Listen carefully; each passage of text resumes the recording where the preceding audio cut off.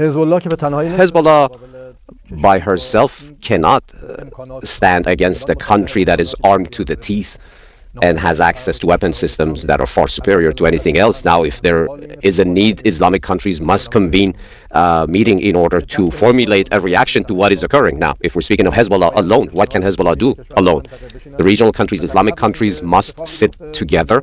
And prior to anything more severe taking place, I do believe that international organizations, today we did have a meeting at the United Nations with Mr. Guterres, and tomorrow we will see such discussions and topics taking place, and we must not allow for Lebanon to become another Gaza at the hands of Israel. Hezbollah cannot do that alone. Hezbollah cannot stand alone against a country that is being defended and supported and supplied by Western countries, European countries, and the United States of America. Bismillahir Rahmanir Rahim. Mr. President, Mr. Secretary General, Your Excellencies, international frustration with Israel has long been mounting, but it has never been more exposed. It's unfortunate that people speak about the situation in Gaza without mentioning how it started, what ignited this war. It was an unprovoked attack against Israel, and we defended ourselves. And our United Nations is facing a crisis that strikes at its very legitimacy and threatens a collapse of global trust and moral authority. The UN is under attack, literally and figuratively. For nearly a year, the sky blue flag flying over UN shelters and schools in Gaza has been powerless to protect innocent civilians from Israeli military bombardment. UN aid trucks sit motionless just miles away from starving Palestinians. Humanitarian workers who proudly wear the emblem of this institution are disparaged and targeted. And the rulings of the UN's International Court of Justice are defied, its opinions disregarded. So it's no surprise that both inside and outside this hall, trust in UN's cornerstone principles and ideals is crumbling. The harsh reality many see is that some nations are above international law, that global justice does bend to the will of power, and that human rights are selective, a privilege to be granted or denied at will. as we speak, we have 101 hostages in Gaza, and I hope that every leader that will come to speak here will remember them. We will not forget them. We cannot stand for that. And we must recognize that undermining our international institutions and global frameworks is one of the gravest threats to our global security today. Ask yourselves, if we are not nations united in the conviction that all people are equal in rights, dignity, and worth, and that all countries are equal in the eyes of the law, what kind of world does that leave us with? What ignited this war? It was an unprovoked attack against Israel, and we defended ourselves. And it's unfortunate that people speak about the situation in Gaza without mentioning how it started. Your Excellencies, the attacks of October 7th on Israeli civilians last year were condemned by countries all over the world, including Jordan. But the unprecedented scale of terror unleashed on Gaza since that day is beyond any justification. The Israeli government's assault has resulted in one of the fastest death rates in recent conflicts, one of the fastest rates of starvation caused by war, the largest cohort of child amputees, and unprecedented levels of destruction. This Israeli government has killed more children, more journalists, more aid workers, and more medical personnel than any other war in recent memory. And let us not forget the attacks on the West Bank. There, since October 7th, the Israeli government has killed more than 700 Palestinians, among them 160 children. Palestinians held in Israeli detention centers exceed 10,700, including 400 women and 730 children. 730 children. Over 4,000 Palestinians have been forced from their homes and lands. Armed settler violence has surged, and entire villages have been displaced. And in Jerusalem, a flagrant violations of the historical and legal status quo at Muslim and Christian holy sites continue unabated under the protection and encouragement of members of the Israeli government. The leaders of the region, they understand that the same radical forces that we are fighting today, they are threatening their regimes as well. We see what happened to Syria, what happened to Lebanon.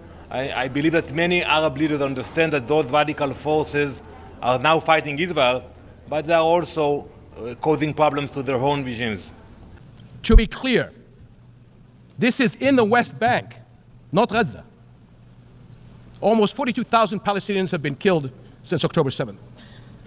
So is it any wonder that many are questioning how can this war not be perceived as deliberately targeting the Palestinians?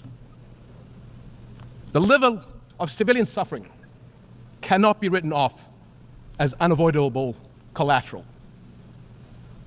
I grew up a soldier in a region that is all too familiar with conflict.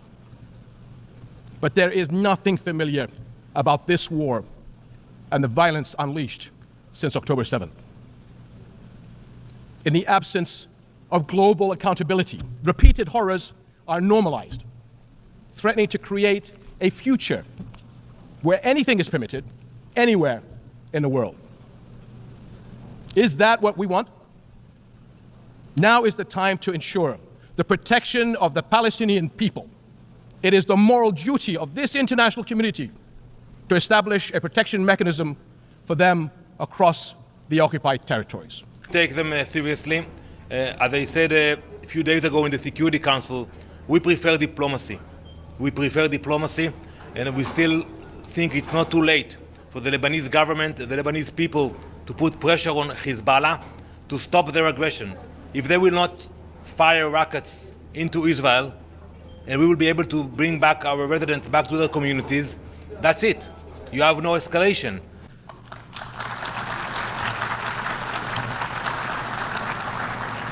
This will guarantee the safety of Palestinians and Israelis from extremists who are taking our region to the brink of an all-out war. That includes those who continue to propagate the idea of Jordan as an alternative homeland. So let me be very, very clear. That will never happen. We will never accept the forced displacement of Palestinians, which is a war crime.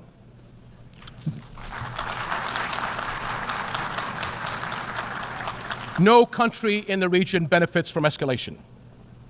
We have seen that clearly in the dangerous developments in Lebanon over the past few days. This has to stop. For years, the Arab world has extended a hand to Israel through the Arab Peace Initiative, offering full recognition and normalization in exchange for peace. But consecutive Israeli governments, emboldened by years of impunity, have rejected peace and chosen confrontation instead. It will not be the last one, unfortunately. You know, we have heard the remarks also from the leader of Turkey, shameful remarks, comparing our prime minister to Hitler. That's beyond imagination. Impunity gathers force. Left unchecked, it gains momentum.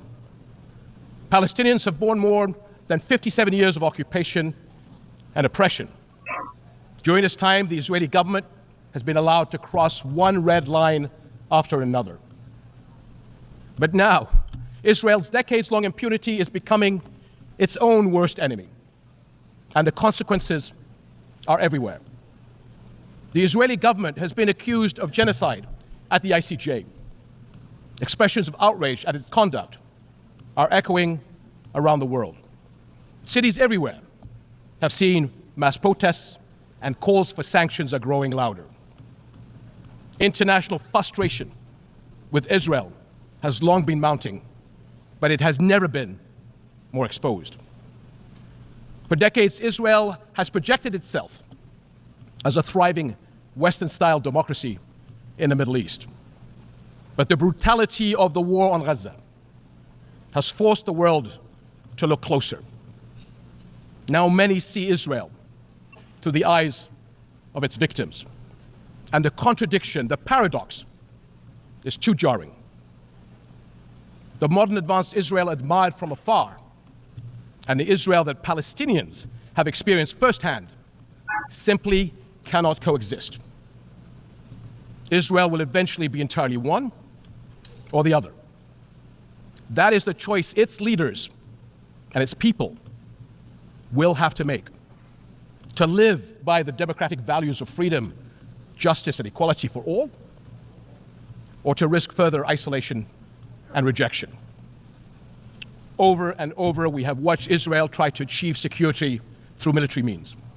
Each escalation is followed by a pause until the next deadlier one. And for years, the global community has taken the path of least resistance, accepting the status quo of the ongoing military occupation of Palestinians, all the while paying lip service to the two-state solution. But it has never been more evident that the current status quo is untenable. And as the International Court of Justice's advisory opinion underscored 2 months ago, it is unequivocally illegal. The court's opinion bears a moral imperative to us all. The obligation it carries is one that our nations cannot afford to ignore for the sake of our world, as well as the future for Palestinians and Israelis alike. Because both peoples deserve to live their lives in dignity, free of violence and fear. And the only way to achieve that is a just peace, one grounded in international law, justice, equal rights, and mutual recognition. That is something we, as nations and people everywhere, can and must unite around. Your Excellencies, the world is watching, and history will judge us by the courage we show. And it is not just the future that will hold us accountable, so will the people of the here and now. They will judge whether we, as the United Nations, will surrender to inaction or will fight to uphold the principles that anchor this institution and our world. Right now, they are asking whether we will stand by as parents watch their children waste away, as doctors watch their patients die for lack of basic medical supplies, and as more innocent lives are lost because the world failed to act.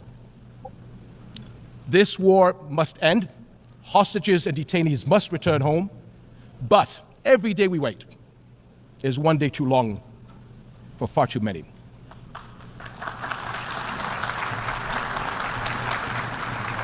So I call on all countries to join Jordan in enforcing an international Gaza humanitarian gateway, a massive relief effort to deliver food, clean water, medicine, and other vital supplies to those in desperate need. Because humanitarian aid should never be a tool of war. Whatever our politics, one truth is undeniable. No people should have to endure such unprecedented suffering, abandoned and alone. We cannot surrender the future to those who thrive on division and conflict. I urge all nations of conscience to unite with Jordan in the critical weeks ahead on this mission. Almost a year into this war, our world has failed politically, but our humanity must not fail the people of Gaza any longer. Echoing the words of my father from 64 years ago at the 15th session of the General Assembly, I pray that this community of nations may have the courage to decide wisely and fearlessly, and will act with urgent resolve that this crisis and our conscience demand.